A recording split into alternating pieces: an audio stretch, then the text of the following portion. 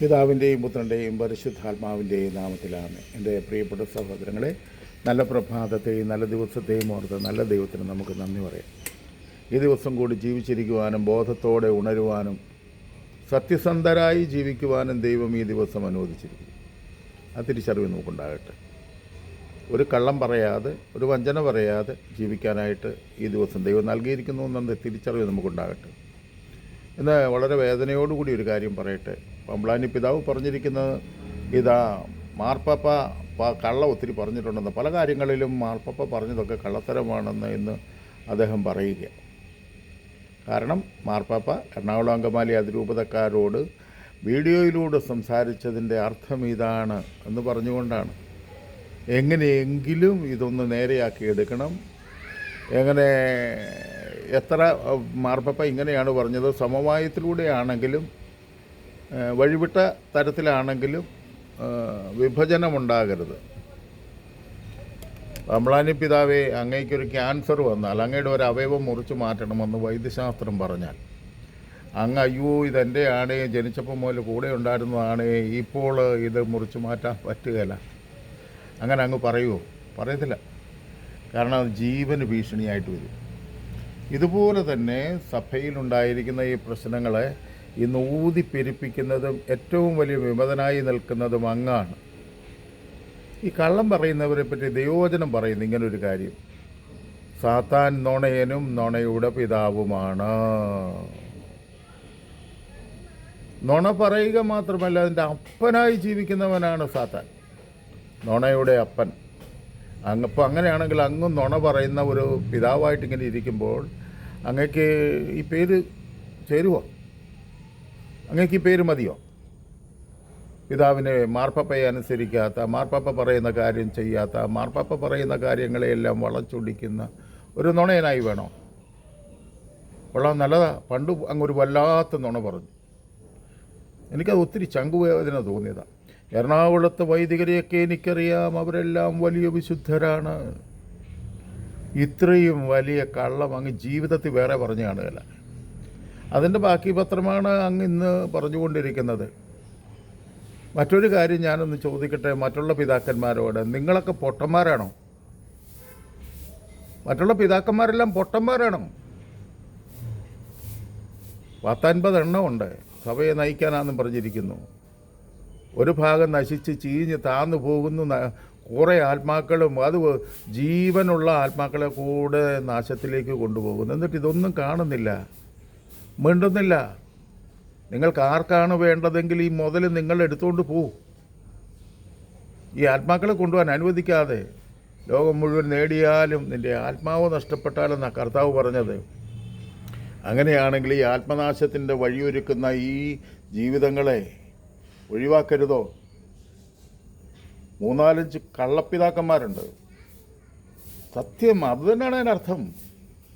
ആത്മാവിനാണ് ഏറ്റവും വലിയ വിലയെന്ന് പറഞ്ഞിട്ട് സാമ്പത്തികമായ കാര്യങ്ങൾ കൈകാര്യം ചെയ്തുകൊണ്ട് കള്ളപ്പണി നടത്തുന്ന, കുപ്പായത്തിനകത്തിരിക്കാനുള്ള യോഗ്യതയില്ല എന്നിട്ട് ഇട്ട കുപ്പായത്തെ കാണിച്ചുകൊണ്ട് ലോകത്ത് ജീവിക്കുന്ന കള്ളന്മാരായ പിതാക്കന്മാർ, അതുപോലെ തന്നെ അവരുടെ മക്കളും കൊച്ചുമക്കളും ഒക്കെ ആയിട്ട് വരും ഇപ്പോഴുള്ള ഈ പിതാക്കന്മാർ, വൈദികർ. അതിനോട് ചേർന്ന് നിൽക്കുന്ന സഹോദരിമാരായ കുറേ പേരുണ്ട്, കന്യാസ്ത്രീകൾ.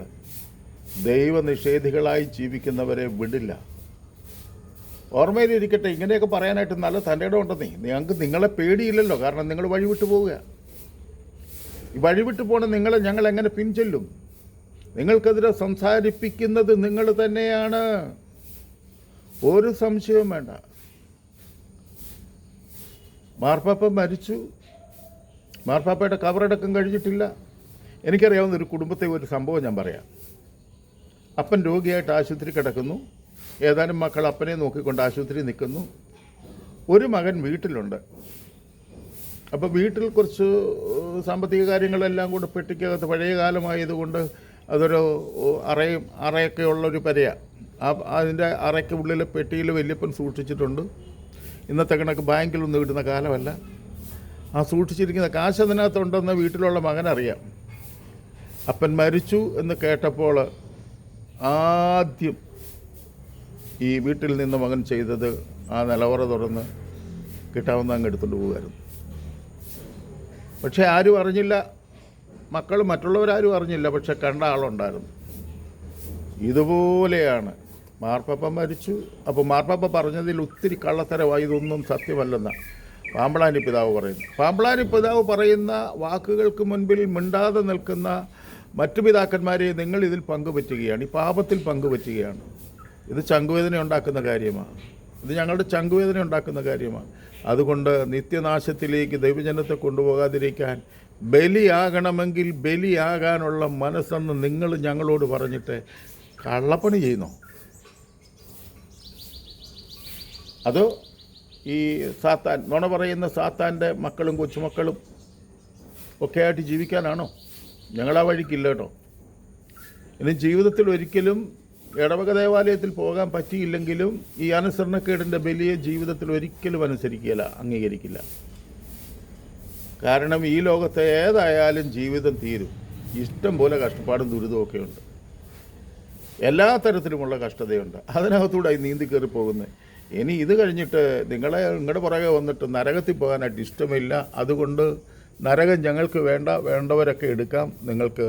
അതുകൊണ്ട് നിങ്ങളോട് വേറൊന്നും പറയുന്നില്ല. ദൈവത്തെ ഓർത്ത് ഈ തിന്മയ്ക്കെതിരെ സംസാരിക്കുവാനും പ്രവർത്തിക്കുവാനും മറ്റുള്ള പിതാക്കന്മാർ ഒരുങ്ങട്ടെ. ഈ പാമ്പ്ളാനി പിതാവിൻ്റെ ശിരസിന് മുകളിൽ വീണത് പരിശുദ്ധാത്മാവല്ല, സംശയമൊന്നും വേണ്ട നീ.